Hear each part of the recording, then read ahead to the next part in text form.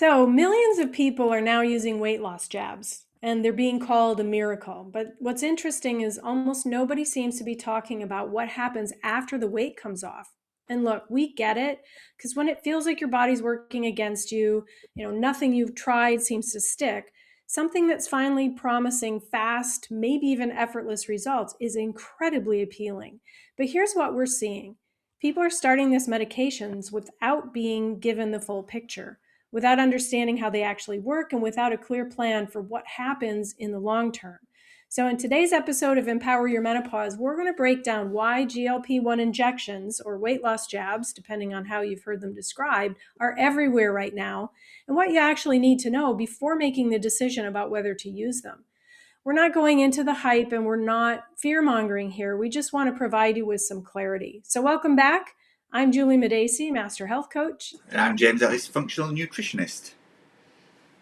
So, this episode is not going to be us promoting for or against these medications. It's about making fully informed decisions because you really deserve more than a quick fix. You deserve to understand your body and what it actually needs to work well in the long term.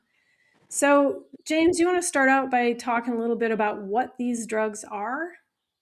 Yeah, well, let's maybe even take it further back than that, and let's talk about what GLP-1 actually is, so people understand what it is. Because I was quite surprised, when you're in the health industry, the conversation about these is all over the place at the moment. Everybody's talking about them. People are talking about them colloquially on the streets, but they're using the term weight loss jabs. And I was quite surprised yesterday when I did a reel and I talked about GLP-1. Somebody said to me, "What's GLP-1? I don't even know what it is." So, it's helpful to actually take it back Yeah. to that kind of level, right? So it's a hormone. It's produced naturally in your gut. Everybody produces it. It helps regulate blood sugar. It helps regulate your appetite, and it helps with gastric emptying, which is how quick your gut actually empties poop out. Yeah. So what GLP-1 drugs actually do is, because it helps regulate your appetite, they actually help produce GLP-1. So by producing more GLP-1, your appetite is dampened down. I was actually talking to somebody who was on the jabs last weekend, and he said to me, "It's really strange. As soon as I put the injection into myself, my hunger just goes. I'm just not hungry at all afterwards."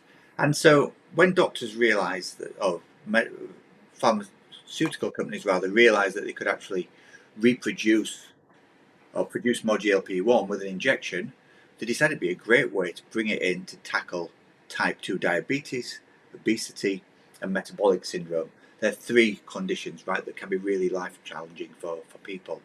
And so when they first came in, that's exactly what they were used for, and they helped a lot of people who needed to lose a lot of weight relatively quickly, because at times all three of those conditions can be life or death. They helped reduce their weight.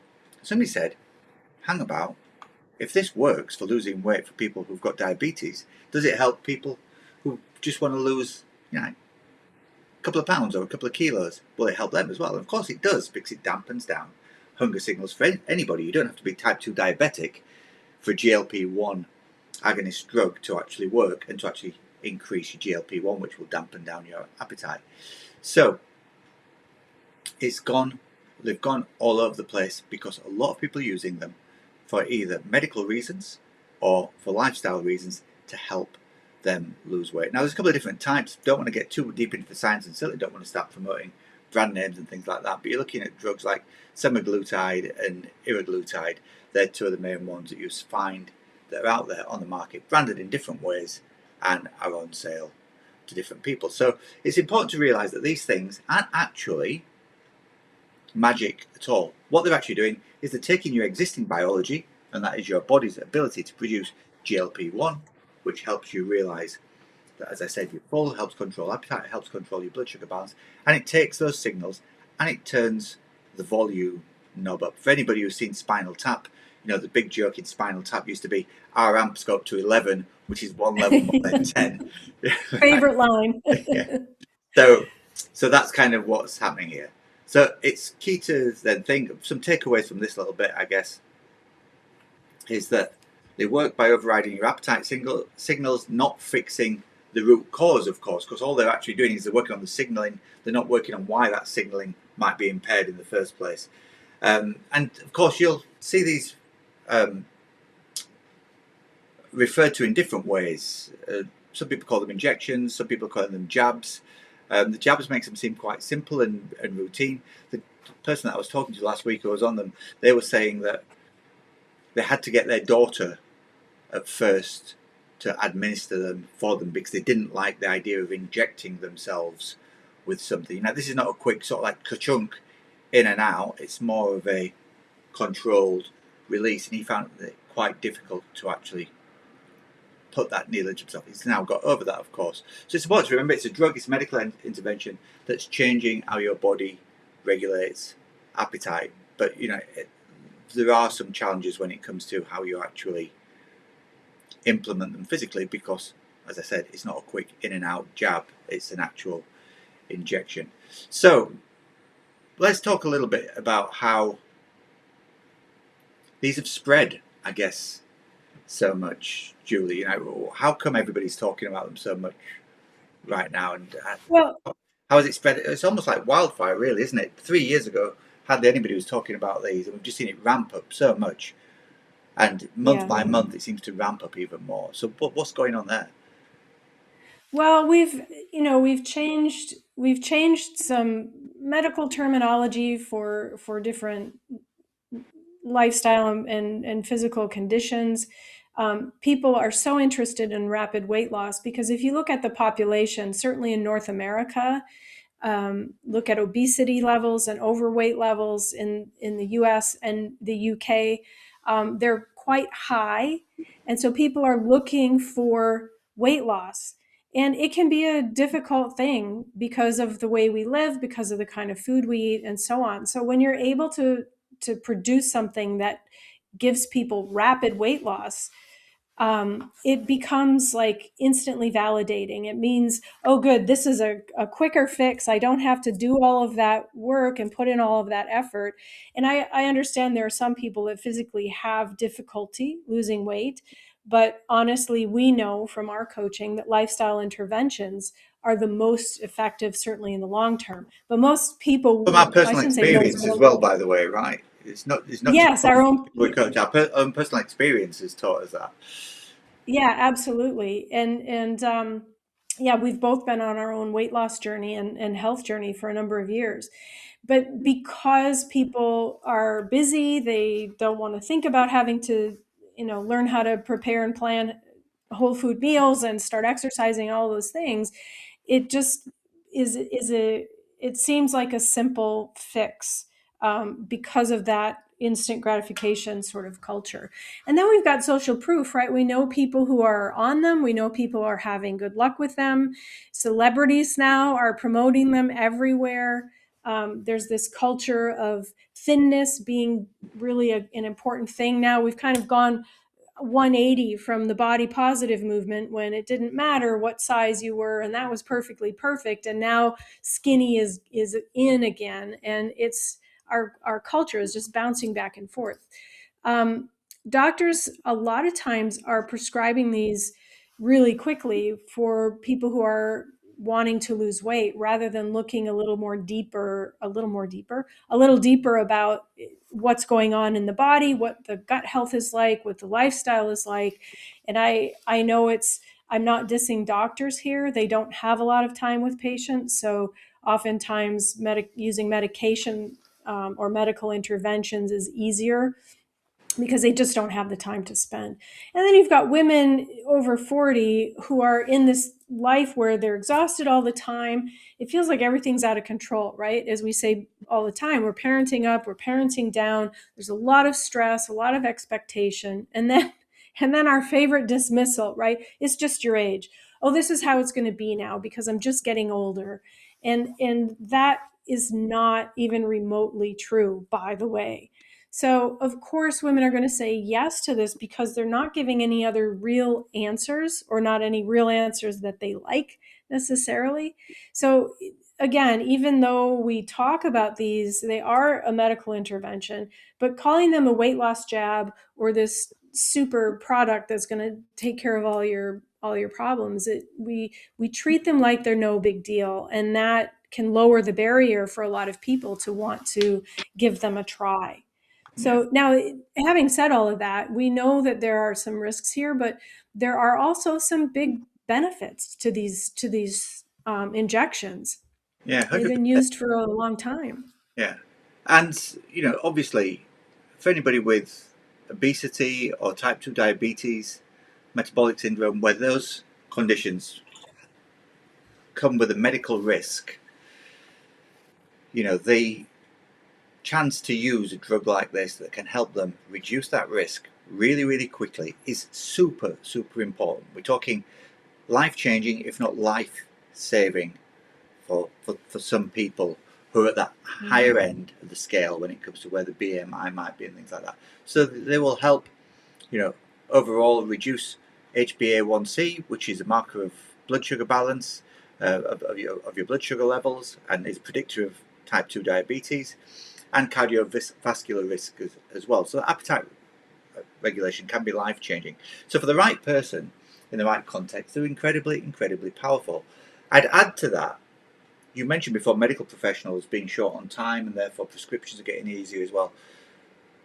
The other thing that we're seeing is there's a huge, huge increase in online pharmacies where the pharmacists are able Mhm. to prescribe and people are allowed to go and get these drugs in a much easier way than if they went through their local doctor, GP, NHS specialist here in the UK, whatever it may be.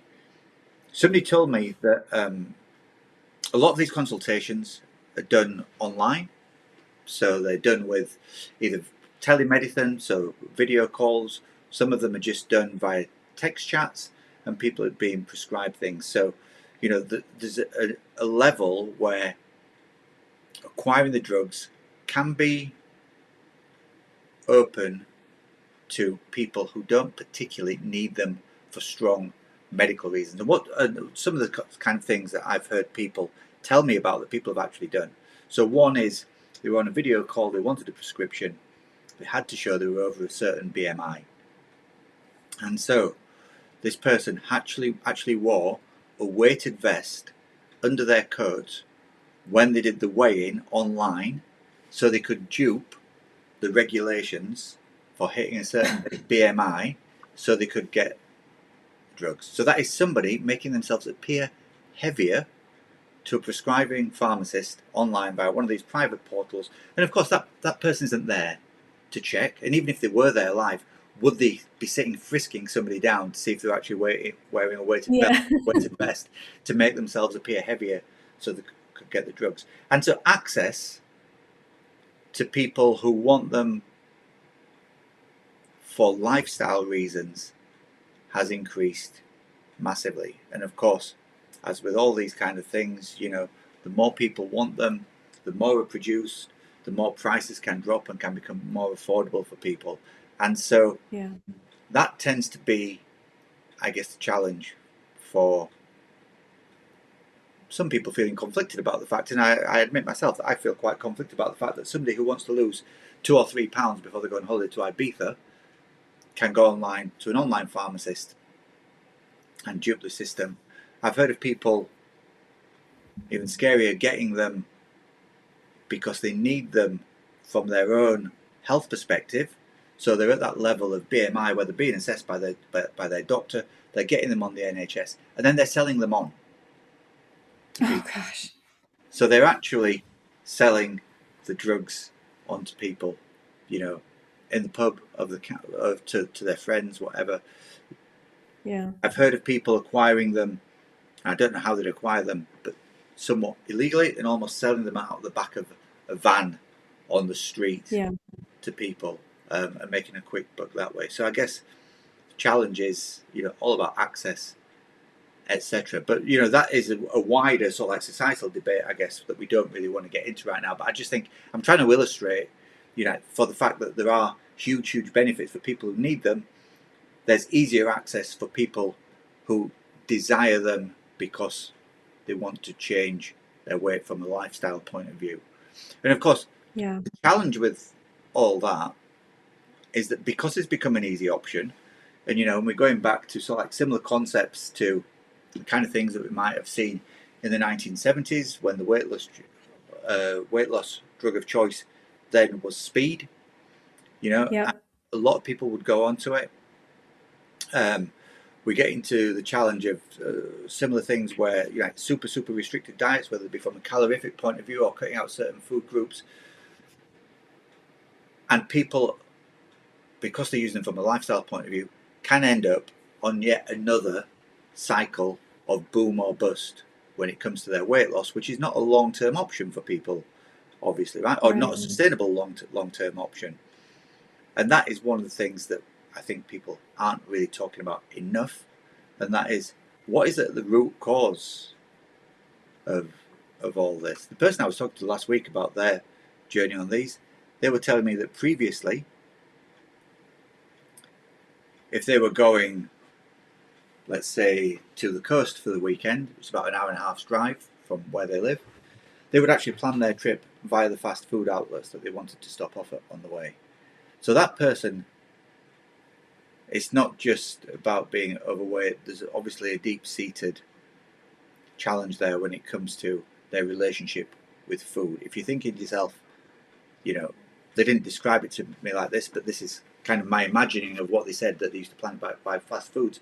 At mile 10 there's a McDonald's, at mile 30 there's a KFC, and at mile 50 there's a Wendy's. Clearly there's a challenge there when it comes to their relationship with food, and that is just one of the Sure. things that people aren't talking about from a psychological point of view. But then, of course, there are all kinds of things that go on outside of the psychological point of view, which comes down to just general health and what could be other root causes of it. So why don't you take us through that a little bit? Because I feel as I've gone on quite a bit in that section. No, that's fine. And I have a lot of worries about these black market ones and the ones you can buy online that often aren't the drugs you think you're buying. And so there is a concern there.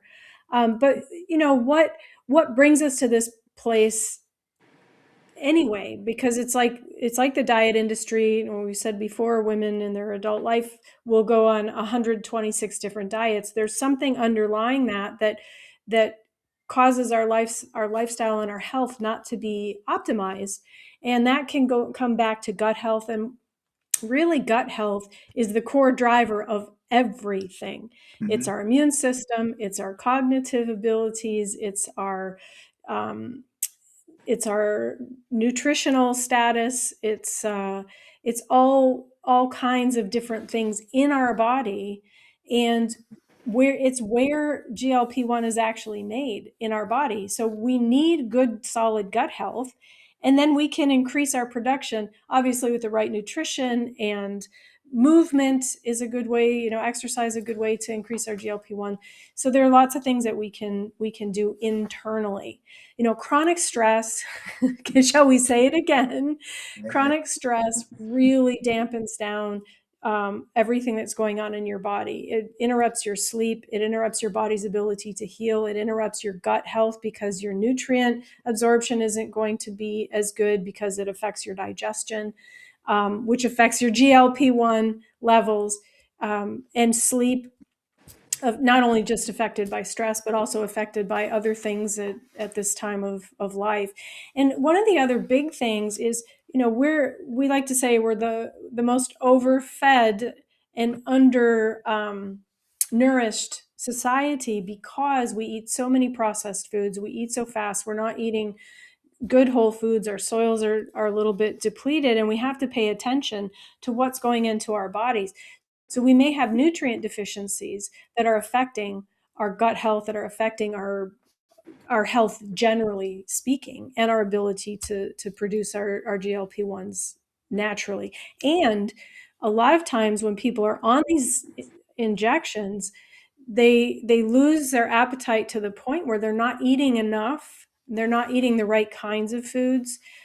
Sometimes, we feel like we have license to eat things that are a little bit less healthy, because we're not eating so many calories. But it's not just about calories. So we have to really pay attention to avoiding nutrient deficiencies in the way that we eat, because if we don't change those underlying factors and those underlying drivers of health and weight gain in the first place, what exactly are we fixing? Mm. And this affects so many other things. You want to, I mean, I could Well, talk all day. yeah. I mean, the challenge, of course, is that when you're stopping your appetite to such a degree whereby you don't actually desire food, is the first question, of course, is, as you just outlined, where do the nutrients come from? But also, when you're in such a huge level of calorific restriction, what's happening to your metabolism? What's happening to your muscle mass? Yeah, you're going to end up losing lean mass as well as fat, because that's the way rapid weight loss tends to work. It doesn't discriminate. These drugs aren't targeted fat loss jabs; they're targeted weight loss jabs. So you lose the weight from all over the place, including muscle mass. So that's a real challenge. The reduced nutrient intake, mentioned that several times, but really critical for women 40 and above at this time of life. You need a full suite of nutrients to help with your hormones, with your insulin levels, with your blood sugar balance. So as soon as you start reducing those, then there's a real challenge there of deficiencies. I saw there's a big study yesterday that I think they were saying that vitamin D is one of the main Mhm. nutrients that women are lacking when they've been on the GLP-1 injections. And of course, if, like many people around me, I live in north of the United Kingdom, where particularly in winter, really really short days, and throughout the year, we don't see a lot of sunlight, then you're getting hit by vitamin D deficiency in two different ways if you're on the drug. So it can be a real challenge as well. And then, the side effects are still being studied. This is not something that we have 20 years of history behind that we can look back and say, oh, over 20 years, X, Y, and Z will happen. But we are seeing some different challenges, and people are still forming patterns around these. But I've heard of things like nausea being reported, vomiting, constipation, challenges with dental health, because when you're not eating, the acid balance in your mouth changes. It's something that we see as a side effect from extreme calorie restriction in people who might have an eating disorder, bulimia, anorexia. People's teeth start to fall out because the acid balance in their mouth is not absolutely right. I was talking to another lady yesterday, her mum's on them, and she was saying, when my mum, in the immediate hours and days after she's first taken the injection, she said her breath absolutely stinks terrible. Yeah. So Interesting. lots and lots of different side effects. And the thing is, the more I talk to people about it, the more of these are being reported. So a lot of that is obviously anecdotal evidence. So I can't sit here with a Mhm. cast iron guarantee of a scientific study behind me that says X, Y, and Z is going to happen to you. But it's worth thinking that all these kind of things can happen. Now, of course, having smelly breath for a couple of days, if your life is at risk, is probably a small price to pay. I'd argue that if you're Sure. using GLP-1 drugs from a vanity, if we can put it that way, point of view of I Hmm. just want to lose a few pounds to go on holiday, then if you're that worried about how you look and your appearance, perhaps you might have some concerns about whether your teeth might fall out in future or whether you're going to walk around with smelly breath. And I'm only suggesting that, I'm only positing it as a supposition. Some people might be okay with that. And if you're okay with that, I'm okay with it. But this is all about, not about talking about the drug or demonize it in any way, shape, or form. It's making sure that people actually have the information to make a decision based on what I'd call informed consent, right? So yeah, I'm going to make this choice, Yeah. but I'm going to make this choice knowing the full facts of where the Yeah. drugs are coming from, how they're being prescribed to me, how they're being prescribed legitimately, and also, key thing is what else might happen outside of the weight loss that I desire. Whether you desire that weight loss for health reasons or lifestyle reasons, it's your body, your choice. I'm fully on board with that. But be informed if you can Hmm. before you make the decision is really the key thing to do. And obviously the challenge is always, you know, what happens next? Yeah. A lot of people have been told how to start. How many people have actually been told how to stop? Every single person that I've talked to who I know personally who's on these drugs have admitted fully they don't have an exit plan. So what's the off ramp? Mhm. Yeah, Yeah. is and if you don't have an off ramp, what is the potential long term cost to your health? And the truth is, we all know that the stuff that helps here, you've just gone through it all. It's the boring stuff, you know. It's the Yeah. getting up and going and exercising. It's planning your meals. It's making sure that your meals are better balanced when it comes to what your aims are. It's getting in control of your hunger feelings and realizing when it's real hunger, when it's psychological hunger, whatever it may be. All those kind of things take a little bit of work. And unfortunately, you know, as a species, as human beings, we tend to be impatient, right? We tend to try and rush into things because we want things to Yeah. happen immediately. And modern life probably makes us think that more. So unfortunately, you know, nobody's telling people that while they're taking the drugs, working on some of that boring, if I can say it, shit is the kind of Yeah. stuff you really need to be doing. So that gives you the exit ramp because, yeah, take them for whatever your reasons may be. You want to lose weight because it's life threatening. You want to lose weight from a vanity perspective. Absolutely fine. But let's not make it so that 6 months down the line you've come off them. You've not changed any of your habits. You've just gone back to your regular eating habits. You've put the weight that you wanted to lose back on, and then you start again because that is, you know, a long term journey to long term ill health, in my opinion. Yeah, 100%. Because neither of us is against using different tools to support your weight loss, right? Yeah, But when what we are against is using those tools or expecting them to do everything for you instead of doing the work that's going to actually keep you healthy in the long term. Because if you're outsourcing control of your health, then you don't you have no stake in the outcome really, and skipping those foundational habits is is probably the biggest mistake because we're chasing the outcome, right? But here's the thing: whether you take the drugs or whether you don't take the drugs, the bottom line is you still need to build the foundations, but they're even more important when you do decide to use the drugs. And that's why we're talking about this today, because we have to preserve our muscle. So we need to optimize our protein intake. We have to look at ways to regulate our blood sugar balance in regular life, because I don't know anybody who says I want to be on this drug for the rest of my life.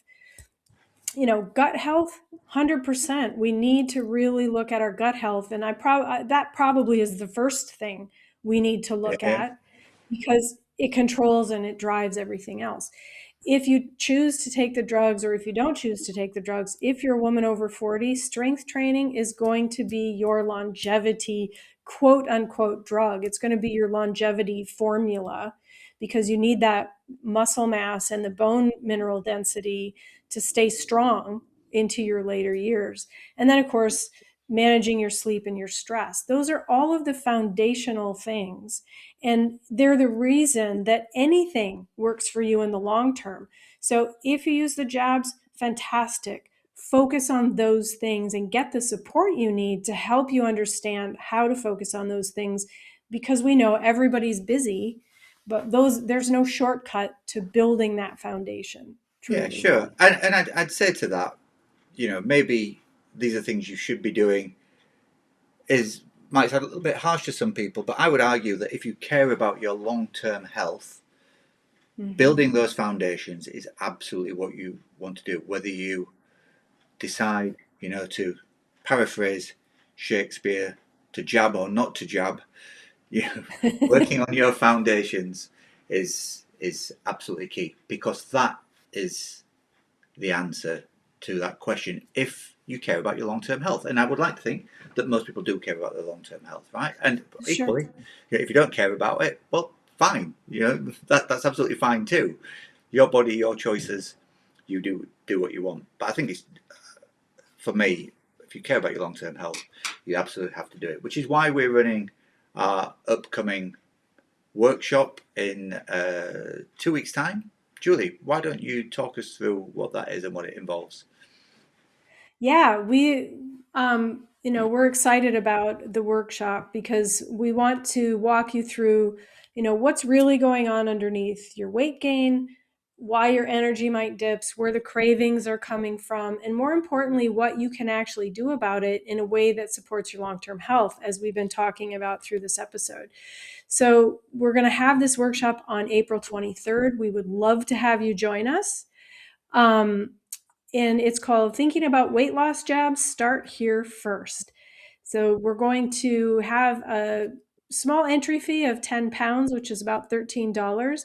And that is going to help make the biggest difference because it's going to be the step that moves you from thinking about change to actually taking a step towards it. So if you're ready to stop guessing and start understanding what your body actually needs, come and join us. You can find that information at jabs.fabulousbeyond40.com. Of course, we'll put the link down in the show notes. Feel free to share that with anyone and everyone who is contemplating these because we'd love to help as many people as we can. It's important you start to understand what your body actually needs. So that's it for this week, I think, unless you have anything else to add, James. No, just hopefully come and we'll see you on the workshop. If you've got questions about it, it's the place to come, talk to us. We'll tell you how, take you through some ways of coming up with the solution that works for you, whether you decide to go for the weight loss jabs or not. So we'd love to see you there. Definitely. So thanks again for being with us. We've been coaches James and Julie, and we're here to remind you to stay strong and stay fabulous, and we'll see you next time.